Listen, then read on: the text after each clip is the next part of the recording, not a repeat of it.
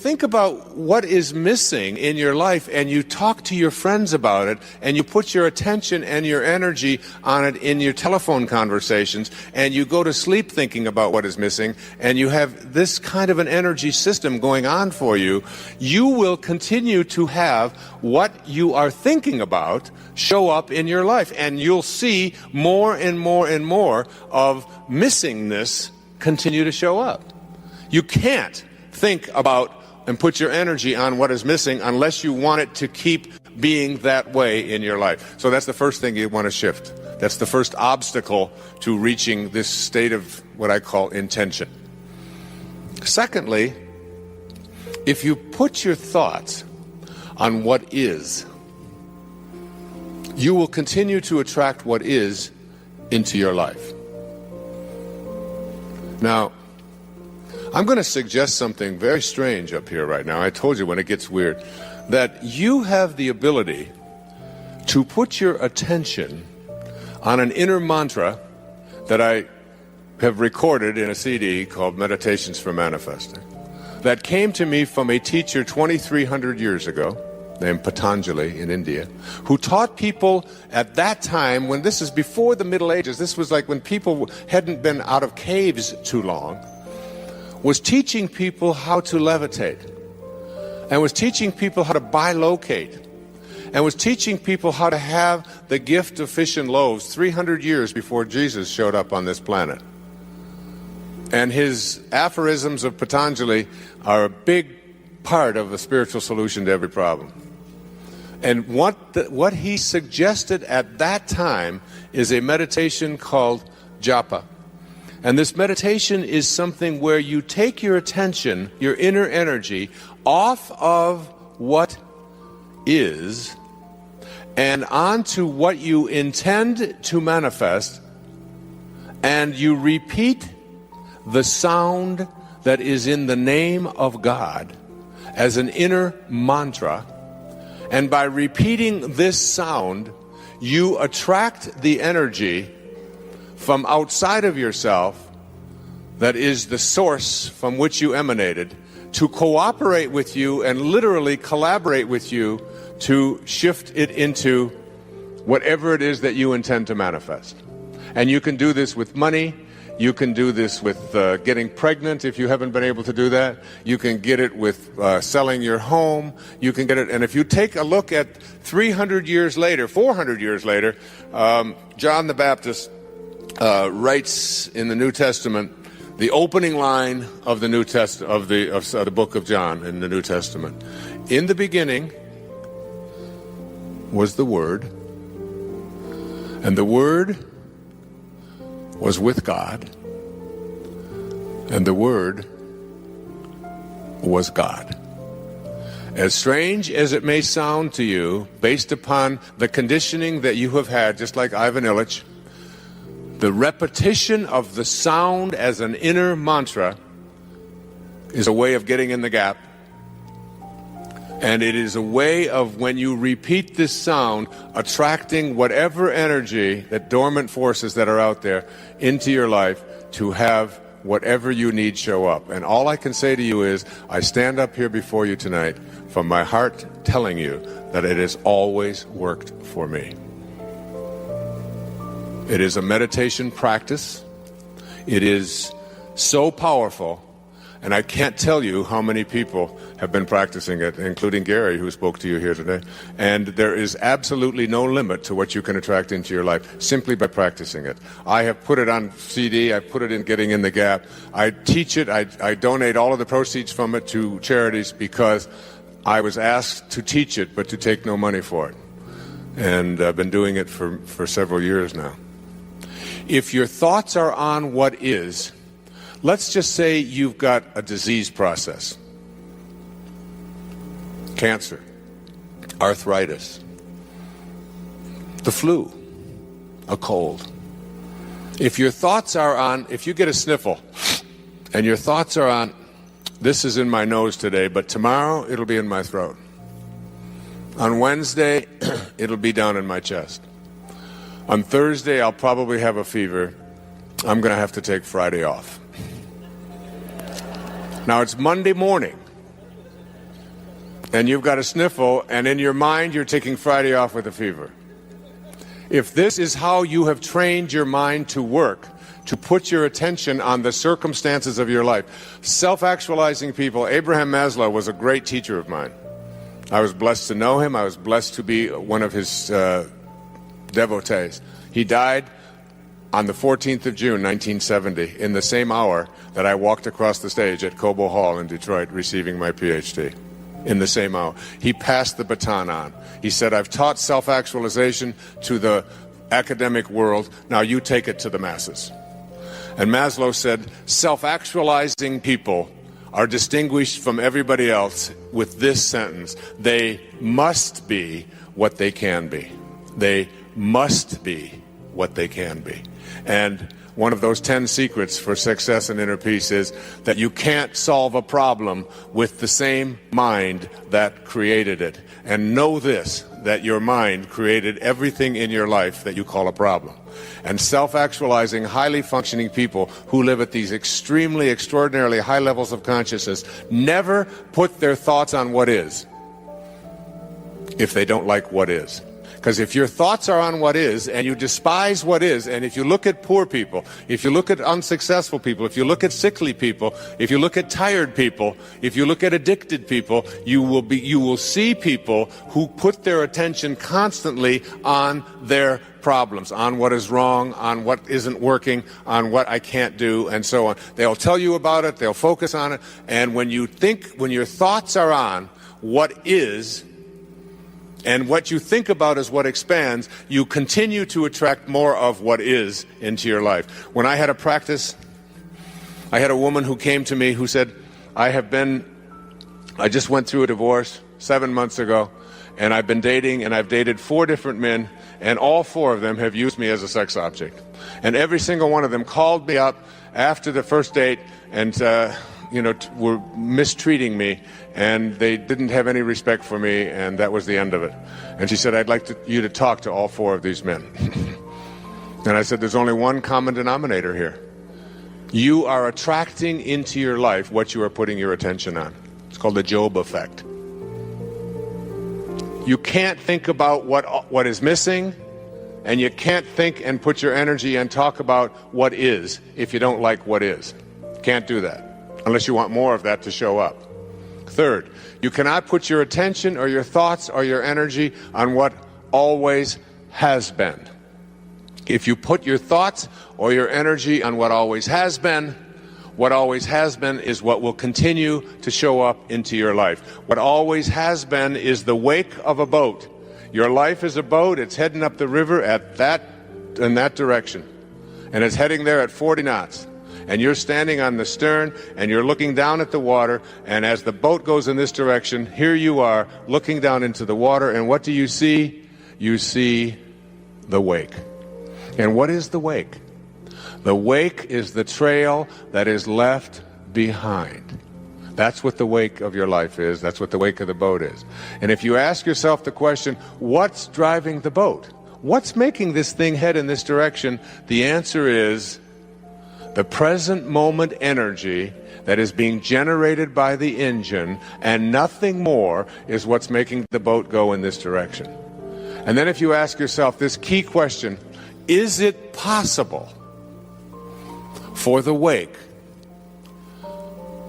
to drive the boat? Can a trail that is left behind make a boat go in this direction? What's the answer? Impossible, isn't it?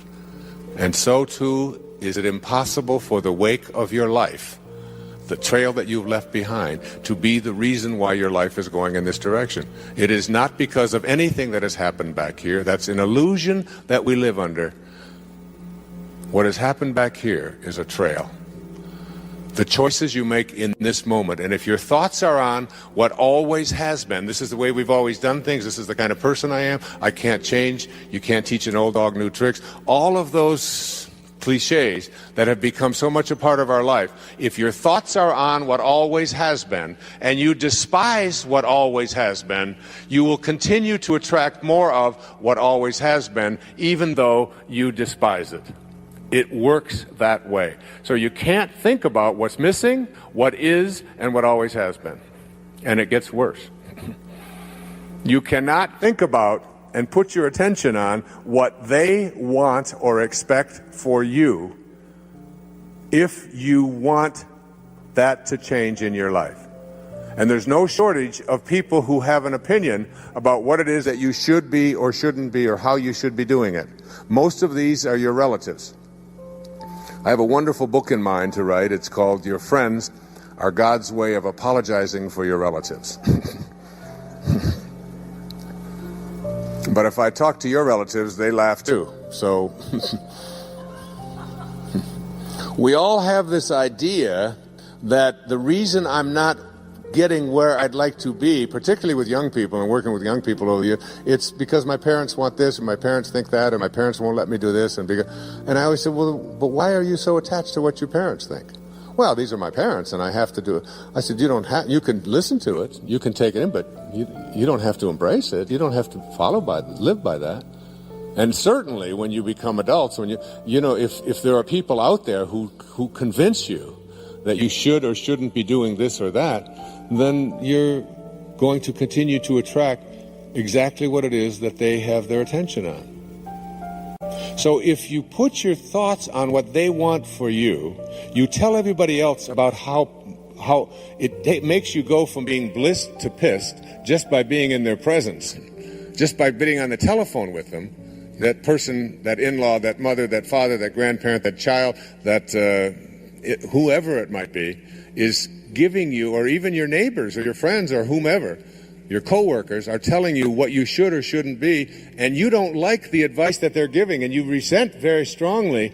One of the 10 secrets for success and inner peace says there are no justified resentments. Your resentments are things that destroy you.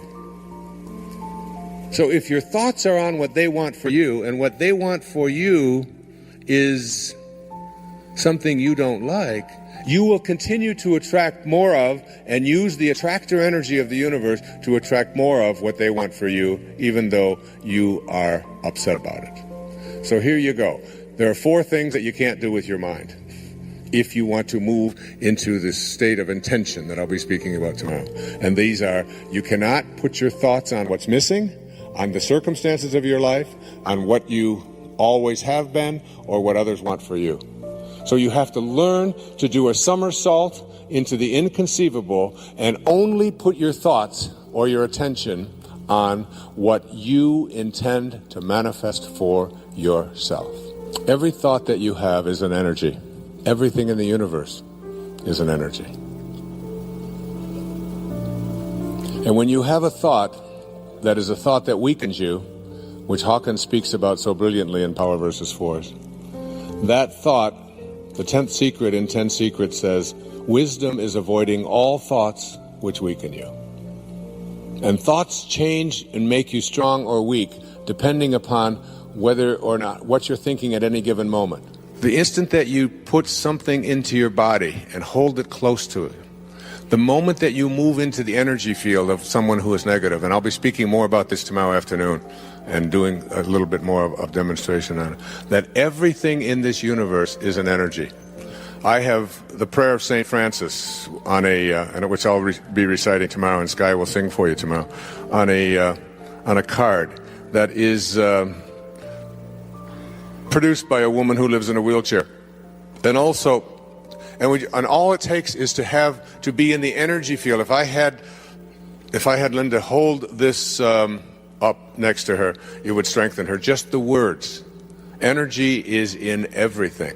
And here's one of the most powerful notions about how you move into this area of bringing higher energy to the presence of lower energy in your life to strengthen rather than weaken you.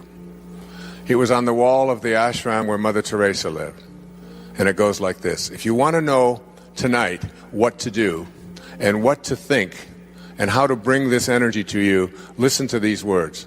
And put these, as I said, the money that's collected on these goes to a woman who lives in a wheelchair, who has the intention to not be dependent. And you stick this on there, and you know, your children just have to walk by these words. and the energy it touches and impacts them. Just like the music, the CD, even carrying it around. It's why I knew that Sky's CD would strengthen rather than weaken. You can take the Prayer of St. Francis, which she sings on there, put that on in your car and play it in a moment of frustration or anguish in traffic, and you know what? You can move the traffic. I know you laugh and you think that kind of thing is impossible. There is nothing that you can't do when you shift your energy from energies that weaken to energies that strengthen.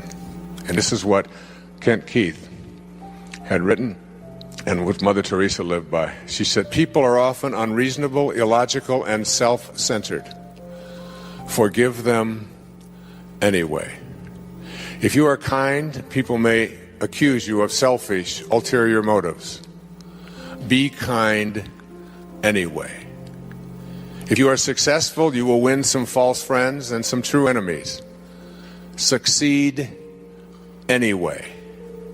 If you are honest and frank, people may cheat you. Be honest and frank anyway. What you spend years building, someone may destroy overnight. That's particularly relevant in America, isn't it? Build anyway. If you find serenity and happiness, they may be jealous. Be happy anyway. The good you do today, people will often forget tomorrow. Do good anyway. Give the world the best you have, and it may never be enough.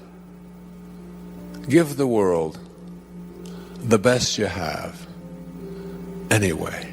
You see, in the final analysis, it's all between you and God.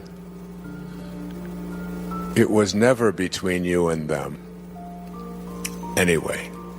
Life is eternal. We all live on a stage where many infinities gather. Just take a look outside tonight and contemplate the infinity of space. There are stars so distant from you that they're measured in the distance that light travels in an earthly year. Beyond those stars that you can see are endless galaxies that stretch out into something we call eternity. Indeed, the space that you occupy is infinite. Its vastness is too huge for us to see. We are in an infinite, never-ending, never-beginning universe. Now pay close attention to this next sentence. Hey there, Vision Clarity family. Quick pause because I've got something exciting to share with you today. I've discovered a program called The Language of Abundance that I believe can truly enhance our journey towards manifestation and abundance. This program is all about unlocking the power of positive thinking and attracting wealth into your life. It's simple, easy to follow, and has been praised by many for its effectiveness. Check out the link in the description below to learn more and get your hands on this life-changing tool today. Remember, we're all about growth and positivity here, and I believe this could be a great step forward for many of us. Stay blessed and keep manifesting. Now let's get back to our session. If life is infinite, then this is not life. Really let these words sink in. If life is infinite, then this is not life. We can see this in everything that we scrupulously observe. Therefore, we must conclude that life, in terms of our body and all of its achievements and possessions, which without exception begin and end in dust, isn't life itself. Grasping life's true essence could radically change your life for the better. This is an enormous inner shift that eliminates fear of death. How can you fear something that doesn't exist? And connects you permanently to the infinite source of creation that intends everything from the world of infinite spirit into a finite world. Learn to be comfortable with the concept of infinity and see yourself as an infinite being. Your fear of the infinite. We are all in bodies that are going to die, and we know this, yet we can't imagine it for ourselves, so we behave as if it weren't so. It's almost as if we're saying to ourselves, everybody dies but me. This is attributable to what Freud observed.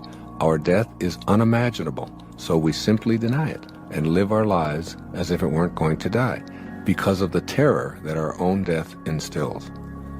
As I sat down to write the chapter on infinity, I said to a friend that my goal was to leave the reader, and you, the listener, with a complete absence of the fear of death. Let me know if it touches you in that way, even on a minor scale. Your own death.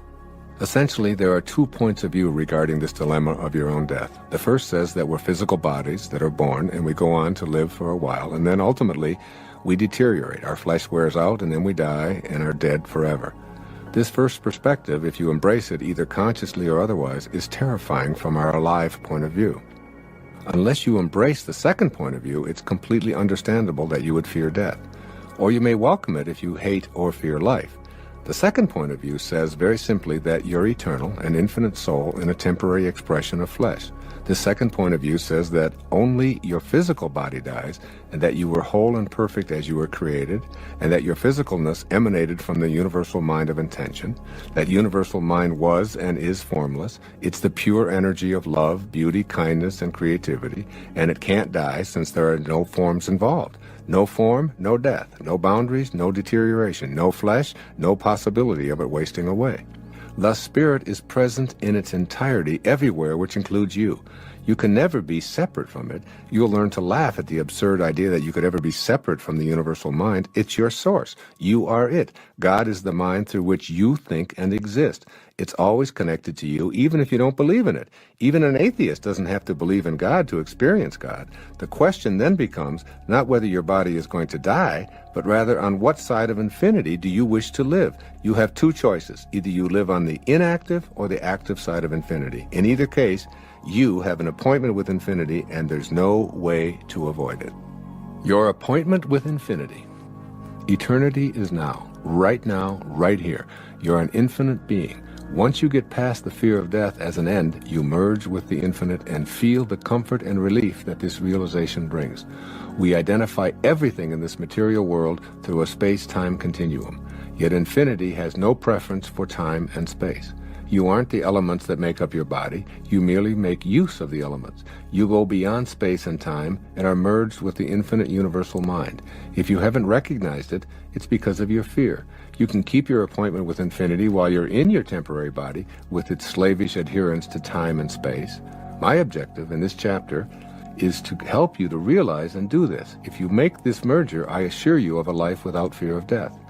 When your infinite soul leaves the body, it's no longer subject to the constraints of time and space. Separation can no longer interfere with you. So my question to you isn't about whether you believe you have an appointment with infinity. It's about when you're going to keep that inevitable appointment. You can either do it now while you're still alive in your body in the illusion of time and space, or you can do it at death. If you decide to make your appointment with infinity while you still live and breathe, it's like learning to die while you're alive. Once you make this transition to the active side of infinity, your fear of death dissolves and you laugh at the folly of death. Understand your true essence. Look death squarely in the face and break the shackles of slavery to that fear. You do not die. Announce it. Meditate on it.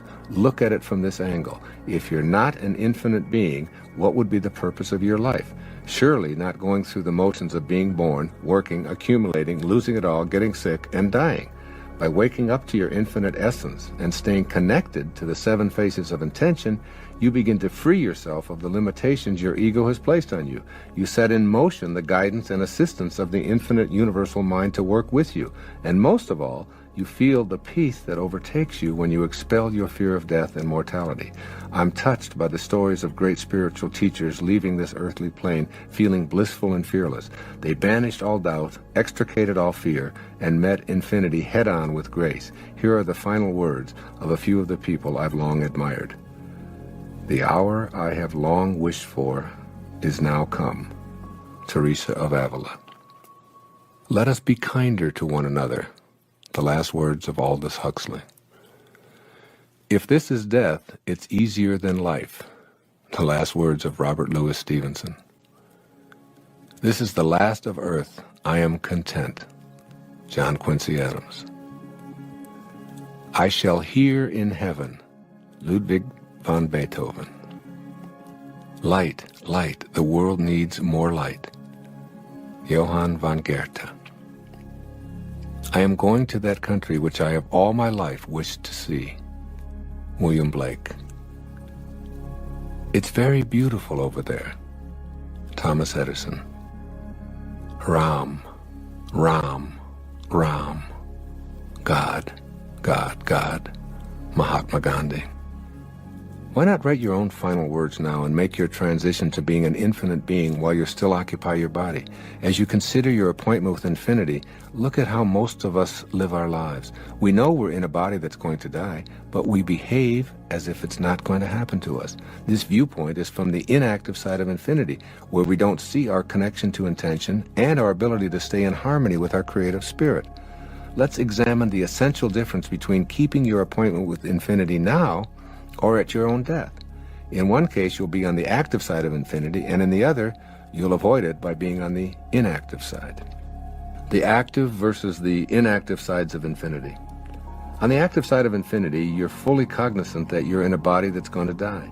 Furthermore, your inner knowing is that you aren't that body, its mind, or any of its achievements and possessions. On this active side of infinity, you are first and foremost an infinite spiritual being having a temporary human experience, and you do all of your living in all of your relationships from this very perspective. On the inactive side of infinity, your experience of life is quite the opposite. Here, you're first and foremost a human being having an occasional spiritual experience. Your life is guided by a fear of death, a separation from others, a competitive style, and a need to dominate and be a winner. The inactive side of infinity separates you from the power of intention.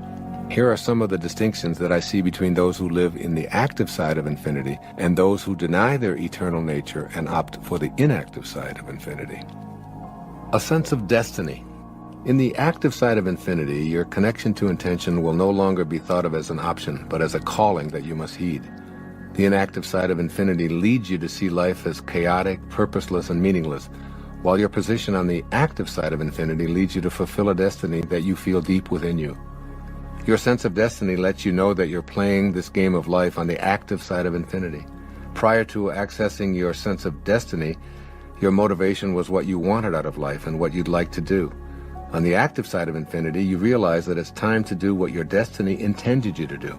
Wallowing around hoping things will work out, waiting for your luck to change, and hoping others will come through for you no longer feels right.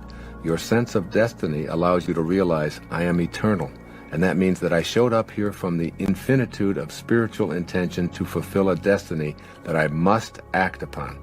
You begin stating your objectives in the language of intention, knowing they'll materialize.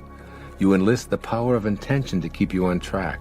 It can't fail because there's no failure in the infinite. This 13th century poem may inspire you to know you have a destiny. You were born with potential. You were born with goodness and trust. You were born with ideals and dreams. You were born with greatness. You were born with wings. You are not meant for crawling, so don't. You have wings. Learn to use them and fly. That's Rumi, one of my very favorite poets. If Rumi had composed his poem from the inactive side of infinity, his words might be more like the following, quote, "You are an accident of nature. You are subject to the laws of luck and chance. You can be pushed around easily. Your dreams are meaningless. You are meant to live an ordinary life. You have no wings, so forget about flying and stay grounded." A sense of the possible. Creation acts upon the everlasting possibility that anything that is thought of can be. Consider some of the numerous great inventions which we take for granted today. Airplanes, electric lights, telephones, television, fax machines, computers. They're all the result of creative ideas by individuals who ignored the ridicule they encountered while they stayed focused on possible rather than impossible.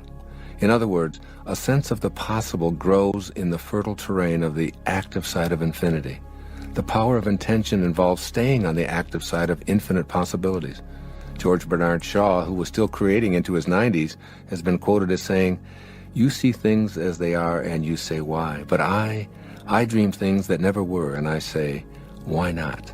Think of Shaw's words as you practice staying on the active side of infinity and seeing the infinite possibilities that are available to all of us. A sense of awe. You have to admit that just the concept of infinity is awesome. No beginning, no end, everywhere at once, no time, and all of it here and now.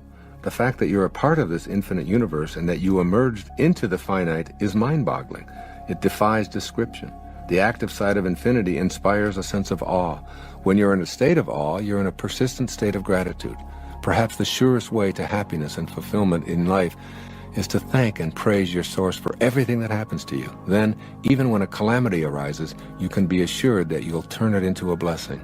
By giving authentic thanks for all the good you now have, as well as the challenges, through this magnetism, you'll start the flow of more good into your life. Every successful person I know is grateful for everything they have. This process of giving thanks opens the door for more to come. It's how being an act of infinity works.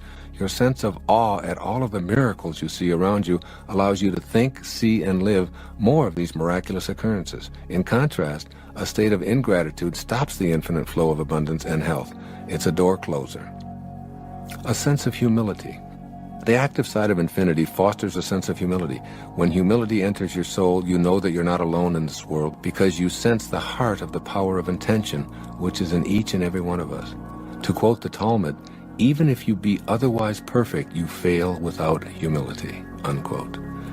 When you embrace the active side of infinity, you're looking at something so enormous that your little ego is dwarfed in the process. You're looking out at forever, and your little life is but a tiny parenthesis in eternity. One of the reasons for so much contemporary depression and ennui is the inability to see ourselves connected to something greater and more important than our own puny egos. Young people whose primary focus is on their possessions, their appearances, their reputations with their peers, in short, their own egos, have very little sense of humility. When the only thing you have to think about is yourself and how you appear to others, you've distanced yourself from the power of intention. If you want to feel connected to your own purpose, know this for certain. Your purpose will only be found in service to others and in being connected to something far greater than your body, mind, ego.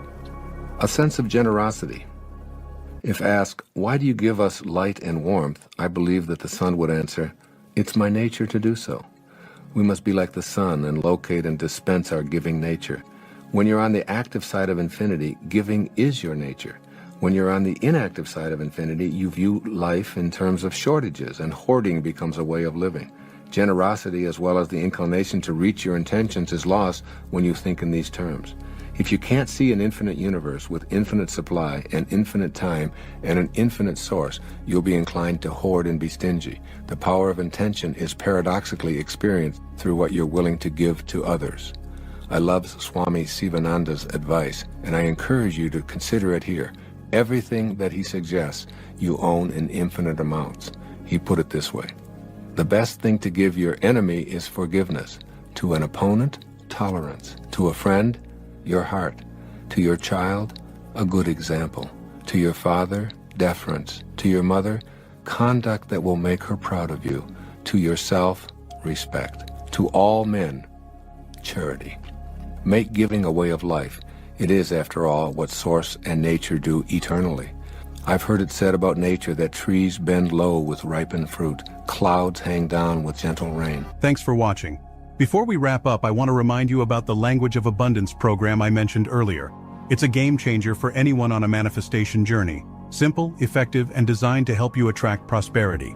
If you're ready to take your journey to the next level, click the link below. Remember, we're all about positivity and growth here. So let's keep manifesting and creating the life we desire. Until next time, stay blessed and keep your vision clear. There's nothing natural about living a life filled with stress and anxiety, having feelings of despair and depression, and needing pills to tranquilize yourself. Agitated thoughts that produce high blood pressure, a nervous stomach, persistent feelings of discomfort, an inability to relax or sleep, and frequent displays of displeasure and outrage are violating your natural state. Believe it or not, you have the power to create the naturally stress-free and tranquil life you desire. You can utilize this power to attract frustration or joy, anxiety or peace. When you're in harmony with the 7 faces of intention, you can access and pull from the source of all in order to fulfill your intention of being stress-free and tranquil. So if it's natural to have feelings of well-being, why is it that we seem to experience so much unwellness and tension? The answer to this question provides you with the key that leads to the peaceful life you desire. Hey there, Vision Clarity family. Quick pause because I've got something exciting to share with you today. I've discovered a program called The Language of Abundance that I believe can truly enhance our journey towards manifestation and abundance. This program is all about unlocking the power of positive thinking and attracting wealth into your life. It's simple, easy to follow, and has been praised by many for its effectiveness. Check out the link in the description below to learn more and get your hands on this life-changing tool today. Remember, we're all about growth and positivity here, And I believe this could be a great step forward for many of us. Stay blessed and keep manifesting. Now let's get back to our session. Stress is a desire of the ego. We speak of stress as if it were present in the world as something that attacks us. We say things like, I'm having an anxiety attack, as if anxiety is a combatant. But the stress in your body is rarely the result of external forces or entities attacking you. It's the result of the weakened connecting link to intention caused by your belief that ego is who you are. You are peace and joy, but you've allowed your ego to dominate your life. The following lighthearted way to stop taking yourself so seriously is from a book by Rosamund and Benjamin Zander. He's the conductor of the Boston Philharmonic Orchestra, titled The Art of Possibility. It illustrates in a delightful way how we allow ego to create many of the problems we encounter that we label stress and anxiety. It's called Rule Number 6. I'll share it with you. 2 prime ministers are sitting in a room discussing affairs of state. Suddenly a man bursts in, apoplectic with fury, shouting and stamping and banging his fist on the desk. The resident prime minister admonishes him. Peter, he says, kindly remember Rule Number 6. Whereupon Peter is instantly restored to complete calm, apologizes and withdraws. The politicians return to their conversation only to be interrupted yet again 20 minutes later by an hysterical woman gesticulating wildly, her hair flying. Again, the intruder is greeted with the words, Marie, please remember Rule Number 6. Complete calm descends once more, and she too withdraws with a bow and an apology. When the scene is repeated for a third time, the visiting prime minister addresses his colleague. My dear friend, he says, I've seen many things in my life, but never anything as remarkable as this. Would you be willing to share with me the secret of Rule Number 6? Very simply, replies the resident prime minister. Rule Number 6 is, don't take yourself so damn seriously.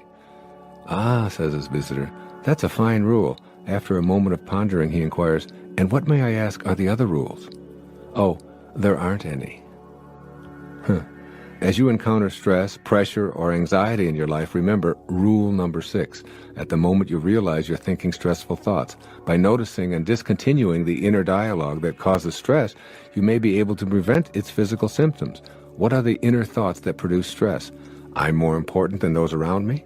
My expectations aren't being met. I shouldn't have to wait. I'm too important. I'm the customer here, and I demand attention. No one else has these pressures.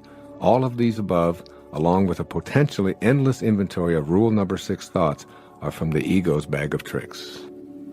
You aren't your work, your accomplishments, your possessions, your home, your family, your anything. You're an aspect of the power of intention, dressed in a physical human body, intended to experience and enjoy life on earth. This is the intention that you want to bring to the presence of stress. To fulfill the intention of this chapter to live a stress-free and tranquil life, you must become conscious of the need to activate thought responses that match your intention. These new responses will become habitual and replace your old habit of responding in stress-producing ways. When you examine segments of stress-producing incidents, you always have a choice. Do I stay with thoughts that produce stress within me, or do I work to activate thoughts that make stress impossible? Here's another easy tool that will help you to replace the habit of choosing anxiety and stress. I call them 5 magic words. Here they are. I want to feel good. I want to feel good. In an earlier chapter, I described how your emotions are a guidance system informing you of whether or not you're creating resistance to your intentions. Feeling bad lets you know that you're not connected to the power of intention. Your intention here is to be tranquil and stress-free. When you feel good, you're connected to your intentions, regardless of what goes on around you or what others expect you to feel. Many events will transpire in which your conditioned response is to feel bad. Be aware of these outer incidents and say the 5 magic words, I want to feel good. In that precise moment, ask yourself if feeling bad is going to make the situation any better. You'll discover that the only thing that feeling bad accomplishes in response to outer situations is to plummet you into anxiety, despair, depression, and of course, stress.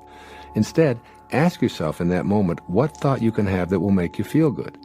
When you discover that it's responding with kindness and love to the bad feeling, which is quite different from wallowing around in it, you'll begin experiencing a shift in your emotional state.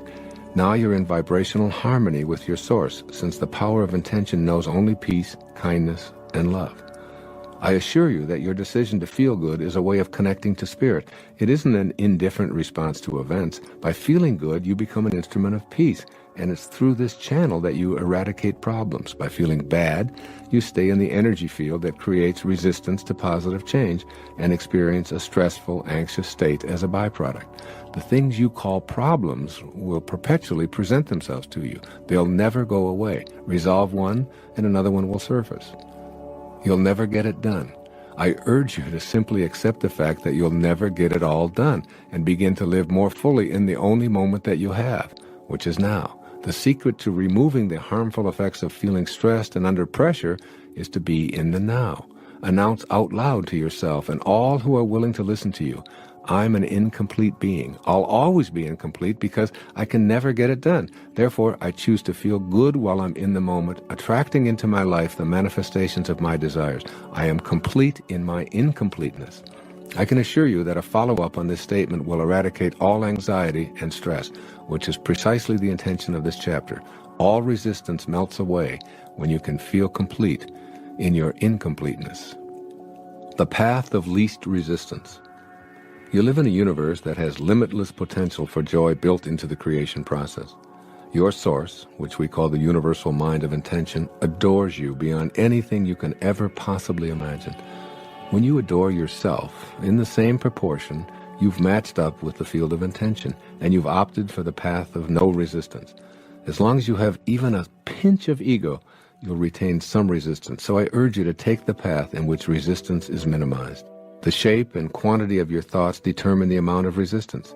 Thoughts that generate bad feelings are resistant thoughts. Any thought that puts a barrier between what you would like to have and your ability to attract it into your life is called resistance. Let me say that again. Any thought that puts a barrier between what you would like to have and your ability to attract it into your life is called resistance. Your intention is to live a tranquil life, free of stress and anxiety. You know that stress doesn't exist in the world, and that there are only people thinking stressful thoughts. Stressful thoughts all by themselves are a form of resistance. You don't want stressful, resistant thoughts to be your habitual way of reacting to your world. By practicing thoughts of minimal resistance, you'll train yourself to make this your natural way of reacting, and eventually, you'll become the tranquil person you desire to be, a stress-free person, free of the dis-ease that stress brings to the body. Stressful thoughts all by themselves are the resistance that you construct that impede your connection to the power of intention. Here are some examples of sentences on the path of resistance, which are then changed to sentences on the path of least resistance. Here's the path of resistance. I feel uneasy about the state of the economy. I've already lost so much money. And listen to the path of least resistance. I live in an abundant universe. I choose to think about what I have and I will be fine. The universe will provide. Here's resistance. I can never get ahead in this job. Here's a path of least resistance. I choose to appreciate what I'm doing right now, and I'll attract an even greater opportunity. Resistance. My health is a huge concern. I worry about getting old and becoming dependent and sick. Least resistance. I'm healthy, and I think healthy. I live in a universe that attracts healing, and I refuse to anticipate sickness. Resistance. I don't deserve to feel good when so many people are suffering. Least resistance. I didn't come into a world where everyone is going to have the same identical experience. I'll feel good, and by being uplifted, I'll help eradicate some of the suffering. All stressful thoughts represent a form of resistance you wish to eradicate. Change those thoughts by monitoring your feelings and opting for joy rather than anxiety, and you'll access the power of intention. Making your intention your reality. Below is my 10-step program for making the intention of creating a stress-free, tranquil life your daily experience. Step 1.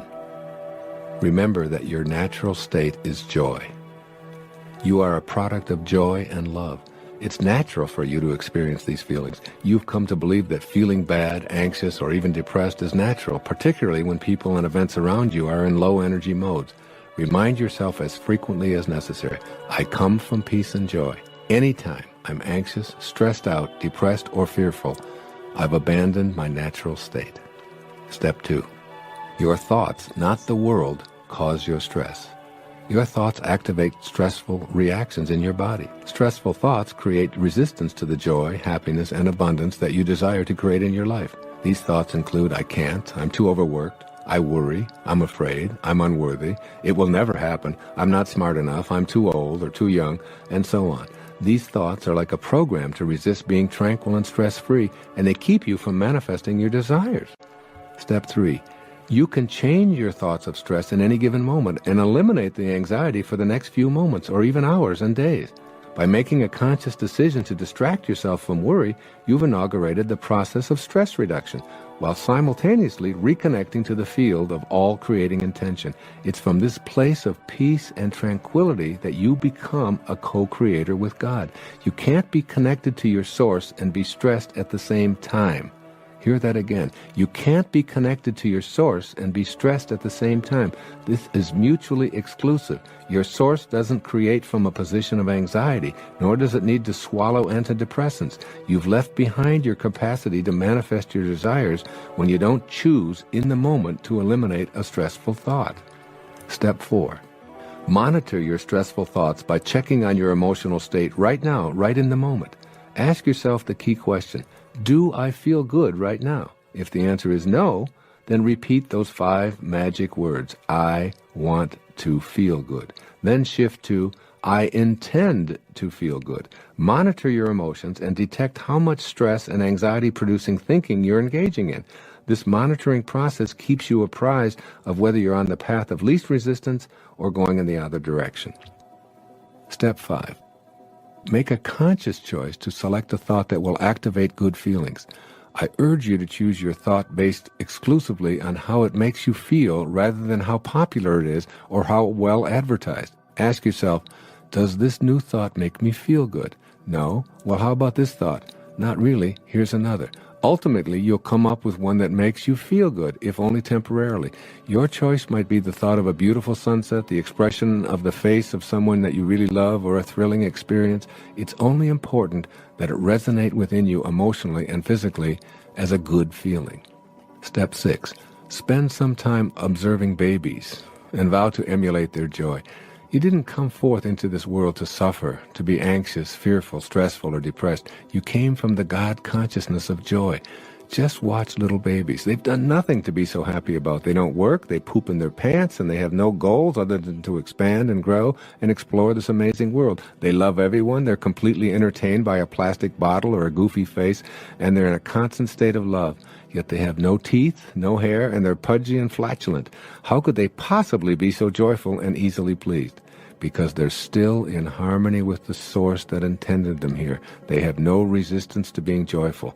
Be like that baby you once were in terms of being joyful. You don't need a reason to be happy. Your desire to be so is sufficient. Step 7. Keep rule number 6 in mind. This means to suspend the demands of your ego, which keeps you separated from intention. When you have a choice to be right or to be kind, pick kind and push the ego's demand out of the way. Kindness is what you emanated from, and by practicing it rather than being right, you eliminate the possibility of stress in your moment of kindness. When you find yourself being impatient with anyone, simply say to yourself, rule number 6, and you'll immediately laugh at the piddly little ego that wants you to be first, faster, number 1, or to be treated better than the other guy. Step 8. Accept the guidance of your source of intention. You will only come to know the Father by being as He is. You'll only be able to access the guidance of this field of intention by being as it is. Stress, anxiety, and depression will be lifted from you with the assistance of that same force that created you. If it can create worlds out of nothing, and you out of nothing, surely the removal of some stress isn't such a big deal. I believe that God's desire for you is that you not only know joy, but that you become it. Step 9. Practice being in silence and meditation. Nothing relieves stress, depression, anxiety, and all forms of low-energy emotions like silence and meditation. Here you make conscious contact with your source and cleanse your connecting link to intention. Take time every day for moments of quiet contemplation and make meditation a part of your stress-reducing ritual. Step 10. Stay in a state of gratitude and awe. Go on a rampage of appreciation for all that you have, all that you are, and all that you observe. Gratitude is the 10th step in every 10-step program for manifesting your intentions. because it's the surest way to stop the incessant inner dialogue that leads you away from the joy and the perfection of the source. You can't feel stressed and appreciative at the same time. I'd like to conclude this chapter on your intention to lead a tranquil life with a poem by the famous Bengali poet of Calcutta, Rabindranath Tagore, one of my favorite spiritual teachers. I slept, he says, and dreamt that life was joy. I awoke and saw that life was service. I acted, and behold, service was joy. It can all be joy in your inner and outer worlds. Sleep and dream of joy, and remember above all else, you feel good, not because the world is right, but your world is right because you feel good. Thanks for watching. Before we wrap up, I want to remind you about the Language of Abundance program I mentioned earlier. It's a game changer for anyone on a manifestation journey. Simple, effective, and designed to help you attract prosperity. If you're ready to take your journey to the next level, click the link below. Remember, we're all about positivity and growth here. So let's keep manifesting and creating the life we desire. Until next time, stay blessed and keep your vision clear. Are you tired of waiting for your manifestations to come true? Well, I have great news for you. There's a new tool that can help you manifest 100 times faster. It's called the 20-word script, and it's already changing lives. This script alters your DNA, allowing you to tap into the power of the universe and manifest your desires with ease. Check out the link in the description below to learn more and get your hands on this life-changing tool today. Now let's get to our session. Living beyond ego.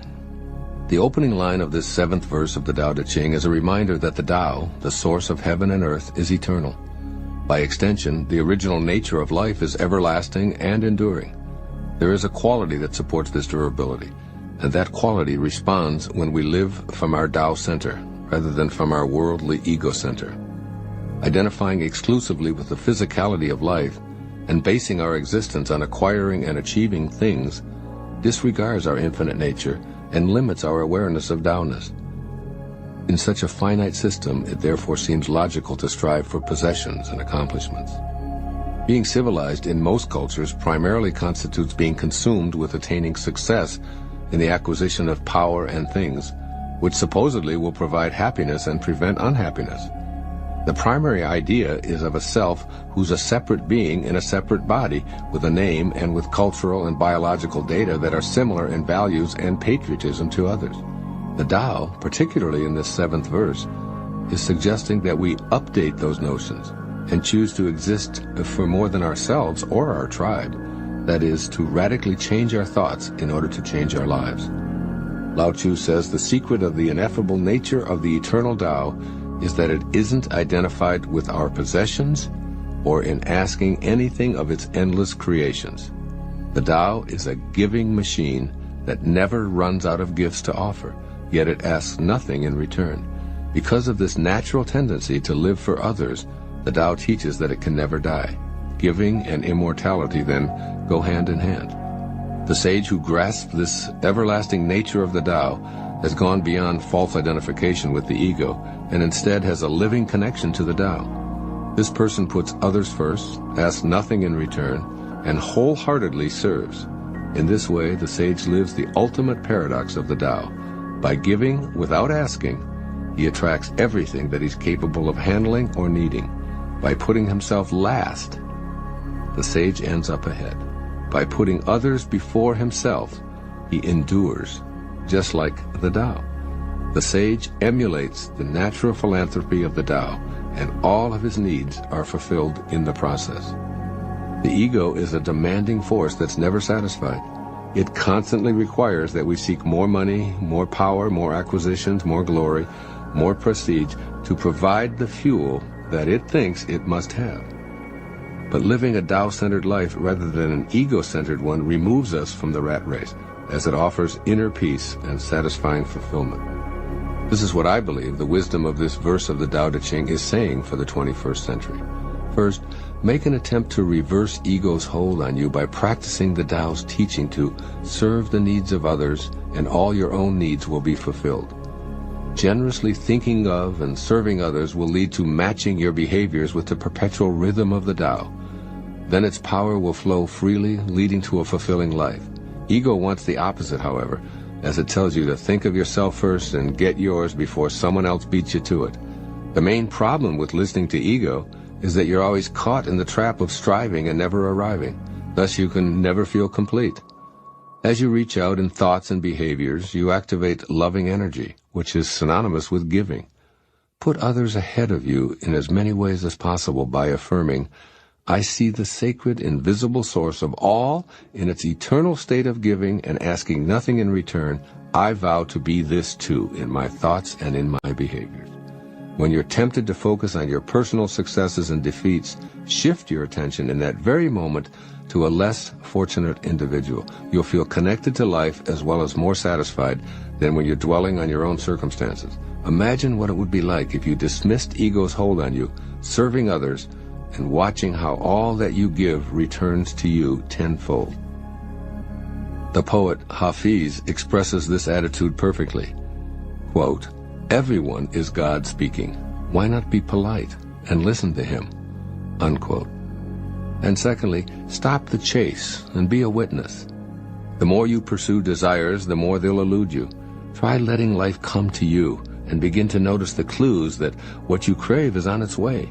You're in a constant state of receiving because of the ceaseless generosity of the eternal Tao. The air you breathe, the water you drink, the food you eat, the sunshine that warms you, the nutrients that keep your body alive, and even the thoughts that fill your mind are all gifts from the eternal Tao.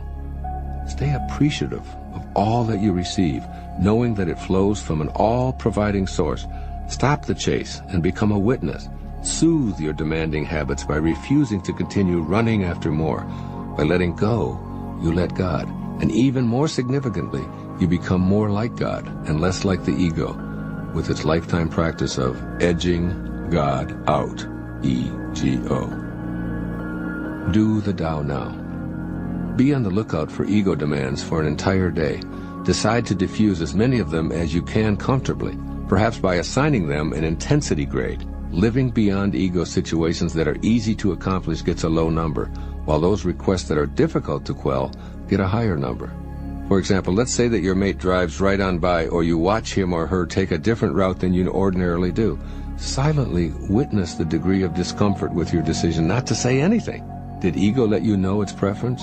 Or if you have a conversational opportunity to display your specialized knowledge or describe a situation where you were the recipient of honor or success, note how uncomfortable your decision to remain quiet felt. Again, did ego let you know its preference? As Lao Tzu says in this verse, quote, through selfless action, fulfillment is attained. By holding back ego's demands, even for a few moments, you'll feel more and more fulfilled. Unquote. That's the message of this verse of the Tao Te Ching. 8th verse of the Tao Te Ching. Quote, the supreme good is like water, which nourishes all things without trying to. It flows to low places, loathed by all men. Therefore, it is like the Tao. Live in accordance with the nature of things. In dwelling, be close to the land. In meditation, go deep in the heart. In dealing with others, be gentle and kind. Stand by your word. Govern with equity. Be timely in choosing the right moment. One who lives in accordance with nature does not go against the way of things. He moves in harmony with the present moment, always knowing the truth of just what to do. Unquote. Living in the flow. The Tao and water are synonymous, according to the teachings of Lao Tzu. You are water. Water is you. Think about the first 9 months of your life after conception. You lived in and were nourished by amniotic fluid, which is truly unconditional love flowing into you, flowing as you. You are now 75% water, and your brain is 85% water, and the rest is simply muscled water. Think about the mysterious, magical nature of this liquid energy that we take for granted. Try to squeeze it, and it eludes us. Relax our hands into it, and we experience it readily. If it stays stationary, it will become stagnant. If it's allowed to flow, it will stay pure. It does not seek the high spots to be above it all, but settles for the lowest places. It gathers into rivers, lakes, and streams, courses to the sea, and then evaporates to fall again as rain. It maps out nothing, and it plays no favorites. It doesn't intend to provide sustenance to the animals and plants, It has no plans to irrigate the fields, to slake our thirst, or to provide the opportunity to swim, sail, ski, and scuba dive. These are some of the benefits that come naturally from water simply doing what it does and being what it is. The Tao asks you to clearly see the parallels between you and this naturally flowing substance that allows life to sustain itself. Live as water lives, since you are water. Become as contented as is the fluid that animates and supports you. Let your thoughts and behaviors move smoothly in accordance with the nature of all things. It's natural for you to be gentle, to allow others to be free to go where they're inclined to go, and to be as they need to be without interference from you. It is natural to trust in the eternal flow, to be true to your inner inclinations and stick to your words. It's natural to treat everyone as an equal. All of these lessons can be derived by observing how water, which sustains all life, behaves. It simply moves, and the benefits it provides occur from it being what it is, in harmony with the present moment and knowing the truth of precisely how to behave. What follows is what Lao Tzu might say to you based upon his writing of the 8th verse of the Tao Te Ching. First, when you're free to flow as water, you're free to communicate naturally. Information is exchanged and knowledge advances in a way that benefits everyone. Be careful not to assign yourself a place of importance above anyone else. Be receptive to everyone, particularly those who may not routinely receive respect, such as the uneducated or the homeless or troubled members of our society. Go to the low places loathed by all men, and have an open mind when you're there. Look for the Tao in everyone you encounter, and make a special effort to have acceptance, gentleness, and kindness course through you to others. By not being irritating, you'll be received with respect. By making every effort to avoid controlling the lives of others, you'll be in peaceful harmony with the natural order of the Tao. This is the way you nourish others without trying. Be like water, which creates opportunities for swimming and fishing and surfing and drinking and wading and sprinkling and floating and an endless list of benefits by not trying to do anything other than simply flow. And secondly, let your thoughts float freely. Forget about fighting life or trying to be something else. Rather, allow yourself to be like the material compound that comprises every aspect of your physical being. In the Hidden Messages of Water, Masaru Emoto explains that we are water, and water wants to be free. The author has thoroughly explored the ways in which this compound reacts, noting that by respecting and loving it, we can literally change its crystallization process. If kept in a container with the words love or thank you or you're beautiful imprinted on it, water becomes beautifully radiant crystals. Yet if the words on the container are you fool, Satan, or I will kill you, the crystals break apart, are distorted, and seem confused. The implications of Emoto's work are stupendous. Since our consciousness is located within us, and we're essentially water, then if we're out of balance in our intentions, it's within the realm of possibility that our intentions can impact the entire planet and beyond in a destructive way. As our Creator, the Eternal Tao, might put it, water of life am I, poured forth for thirsty men.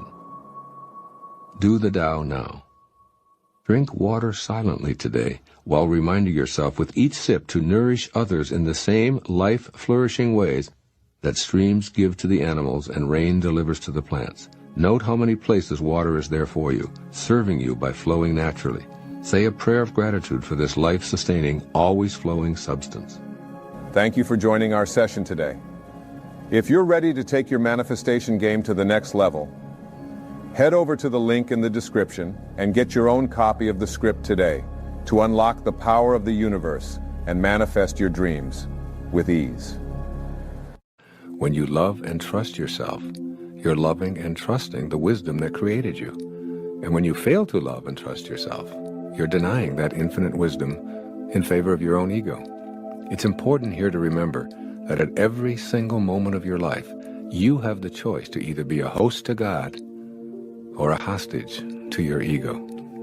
So here's the question, host or hostage? Your ego's belief that you're separate from everyone, separate from what's missing in your life, and most egregiously, separate from God, further hampers your ability to live up to the intention of respecting yourself.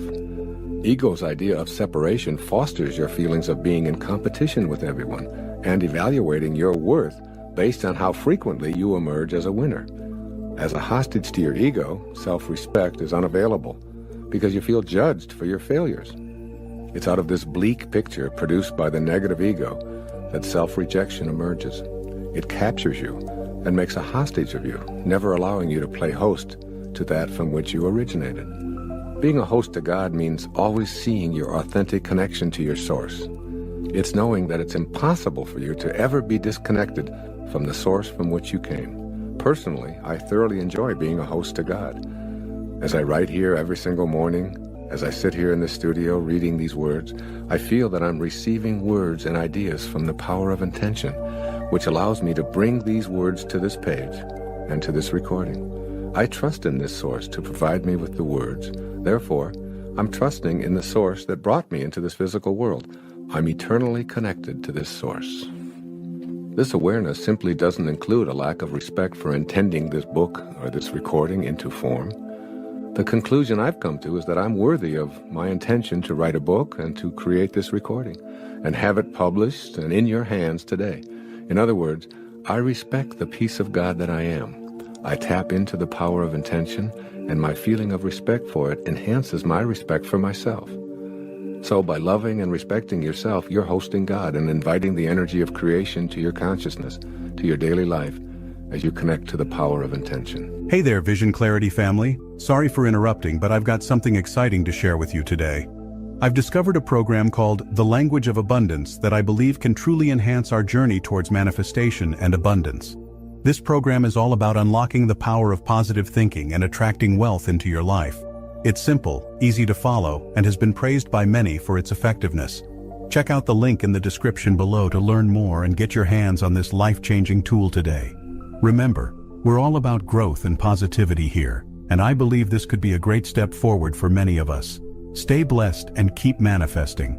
Now let's get back to our session. Let's look at the energy of intention and your self-respect. If you don't believe that you're worthy of fulfilling your intentions for health, wealth, or loving relationships, then you're creating an obstacle that will inhibit the flow of creative energy into your daily life. Recall that everything in the universe is energy, which moves at various frequencies. The higher the frequency, the closer you are to spiritual energy. In the lower frequencies, you find shortages and problems. Intention itself is a unified energy field, which intends everything into existence. This field is home to the laws of nature and is the inner domain of every human being. This is the field of all possibilities, and it's yours, just by virtue of your existence. Having a belief system that denies your connection to intention is the only way you're unable to access the power of intention from the infinite field. If you're convinced that you're unworthy of enjoying the field of all possibilities, then you'll radiate this very kind of low energy.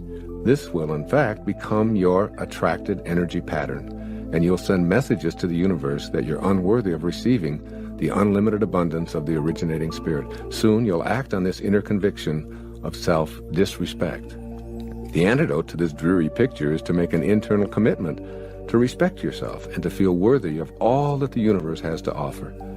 If anyone is entitled to success and happiness, everyone is, because everyone is always connected to intention. Simply put, disrespecting yourself is not only disrespecting one of God's greatest creation, it's disrespecting God.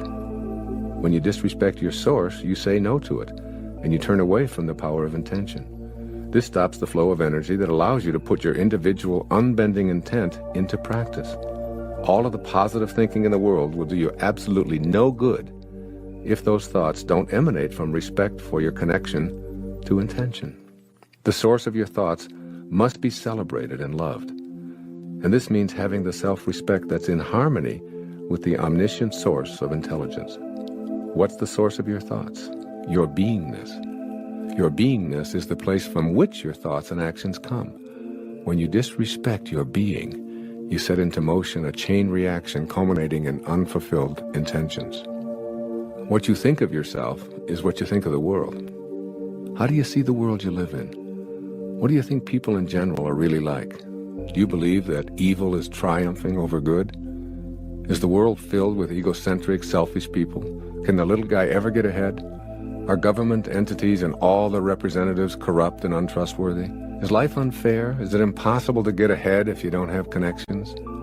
When you have a gloomy picture of what the world looks like, you're unreceptive to the potential assistance that's there to help you with your own individual intentions. Why would others want to come to your aid when you view them as contemptible? Why would the universal force be attracted to that which repels it? How could a world that's so corrupt ever be of assistance to someone who has noble intentions? The answer to these questions are obvious. You attract into your life what you feel inside. If you feel that you're not worthy of being respected, you attract disrespect. This weak self-respect is the result of an exceptionally rusty link to the field of intention. This link must be cleansed and purified, and that takes place within your own mind. I've specifically chosen self-respect as the very first chapter in part 2 of this recording on applying intention, because without high esteem for yourself, you shut down the entire process of intention. Without unflagging self-respect, the process of intention is operating at the lowest levels. The universal field of intention is love, kindness, and beauty, which has for all that it brings into the material world. Those who wish to replicate the works of the universal all-creating mind must be in harmony with the attributes of love, kindness, and beauty. If you disrespect anyone or anything that God creates, you disrespect that creative force. You are one of those creations. If you view yourself disrespectfully, you've forsaken or cast aside, or at the very least, you've sullied your connection to the power of intention. It's important that you recognize that your entire worldview is based on how much respect you have for yourself. It has nothing to do with what others may think of you. Your self-respect comes from the self, and the self alone. Let's look at the self in self-respect. Perhaps the greatest mistake we make, which causes a loss of self-respect, is making the opinions of others more important than our own opinion of ourselves.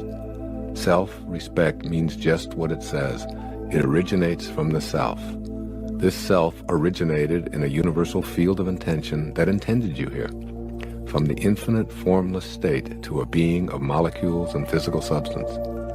If you fail to respect yourself, you're showing contempt for the process of creation.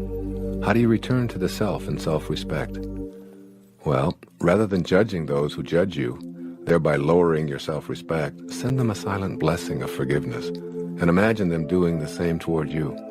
You're connecting to intention and guaranteeing that you'll always respect the divinity that you are.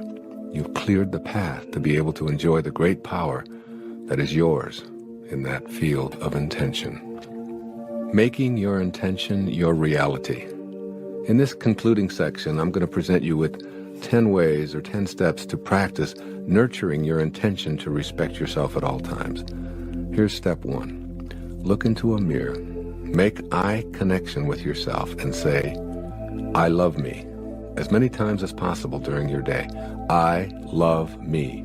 These 3 magic words help you maintain your self-respect. Your immediate impulse might be to see this as an expression of your ego's desire to be superior to everyone else, but this is not an ego statement at all. It's an affirmation of self-respect. Transcend that ego mind and affirm your love for yourself and your connection to the Spirit of God. This doesn't make you superior to anyone. It makes you equal to all and celebrates that you're a piece of God. Affirm it in order to be respectful of that which intended you here. Affirm it because it's the way you're going to stay connected to your source and regain the power of intention. I love me.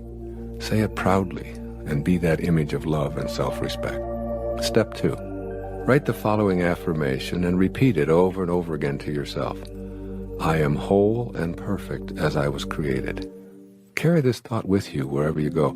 Have it laminated and placed in your pocket or on your dashboard or on your refrigerator or even next to your bed. Allow the words to become a source of high energy and self-respect. By simply carrying these words with you and being in the same space with them, their energy will flow directly to you. Over and over, remind yourself, I'm not my body, I'm not my accumulations, I'm not my achievements, I'm not my reputation. I am whole and perfect as I was created. Step 3. Extend more respect to others and to all of life. Perhaps the greatest secret of self-esteem is to appreciate other people more. The easiest way to do this is to see the unfolding of God in them. Look past the judgments of others' appearances, failures and successes, their status in society, their wealth or their lack of it, and extend appreciation and love to the source from which they came. Everyone is a child of God. Everyone. Remember, when you judge another, you do not define them.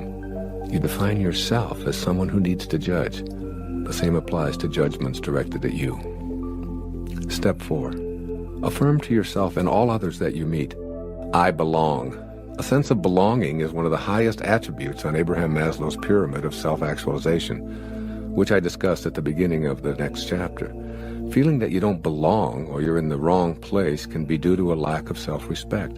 Respect yourself and your divinity by knowing that everyone belongs. This should never come into question. Your presence here in this universe is proof alone that you belong here. The wisdom of creation intended you to be here, in this place, in this family, with these siblings and parents, occupying this precious space in this time. Say it to yourself and say it over and over again. I belong, and so does everyone else.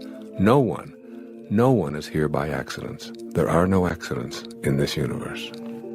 Step 5. Remind yourself that you're never alone. My self-respect stays intact as long as I know that it's impossible for me to be alone. I have what I call a senior partner who's never abandoned me and who stuck with me even in moments when I had seemingly deserted my source. I feel that if the universal mind has enough respect to allow me to come here and to work through me and to protect me in times when I strayed onto dangerous non-spiritual turf, then this very partnership deserves my reciprocal respect.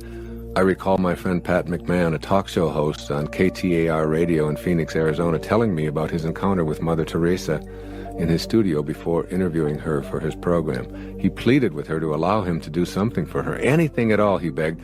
I'd just like to help you in some way. She looked at him and said, tomorrow morning, get up at 4 a.m. and go out onto the streets of Phoenix and find someone who lives there who believes that he's alone and convince him that he's not.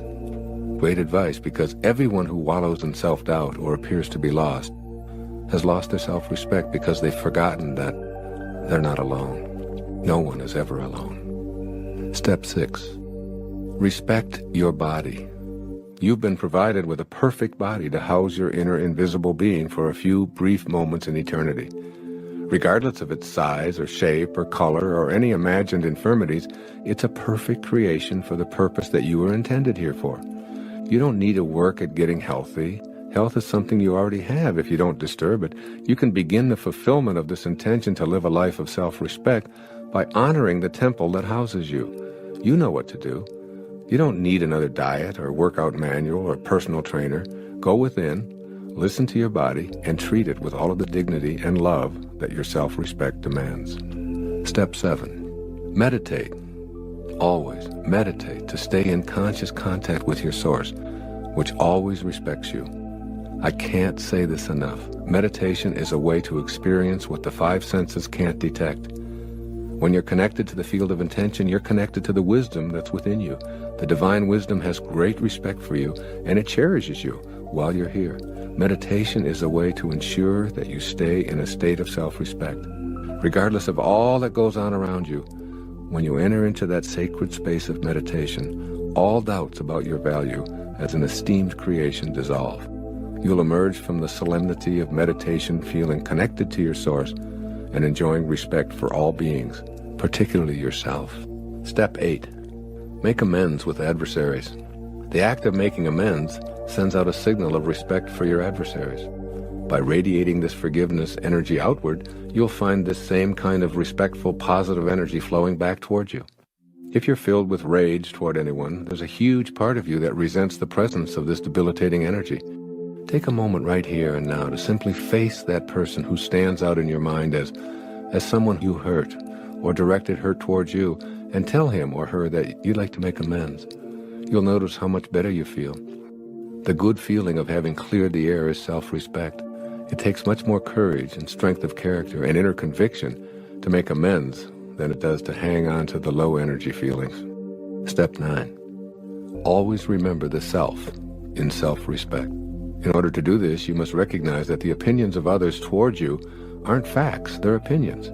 When I speak to an audience of 500 people, there are 500 opinions of me in the room at the end of the evening. I'm none of those opinions. I can't be responsible for how they view me. The only thing I can be responsible for is my own character, and this is true for every single one of us. If I respect myself, then I'm relying on the self in self-respect.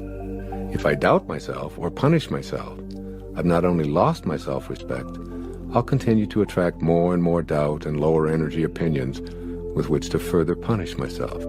You can't stay linked to the universal mind which intends all of us here if you fail to rely on yourself for your self-respect. And finally, step 10, always be in a state of gratitude. You'll discover that gratitude is the final step in each succeeding chapter. Be an appreciator rather than a depreciator of everything that shows up in your life. When you're saying thank you, God, for everything, and when you're expressing gratitude for your life and all that you see and experience, you're respecting creation itself. This respect is within you, and you can only give away what you have inside. Being in a state of gratitude is the exact same thing as being in a state of respect. Respect for yourself, which you give away freely, and which will return to you tenfold. Thanks for watching. Before we wrap up, I want to remind you about the Language of Abundance program I mentioned earlier. It's a game changer for anyone on a manifestation journey. Simple, effective, and designed to help you attract prosperity. If you're ready to take your journey to the next level, click the link below. Remember, we're all about positivity and growth here. So let's keep manifesting and creating the life we desire. Until next time, stay blessed and keep your vision clear.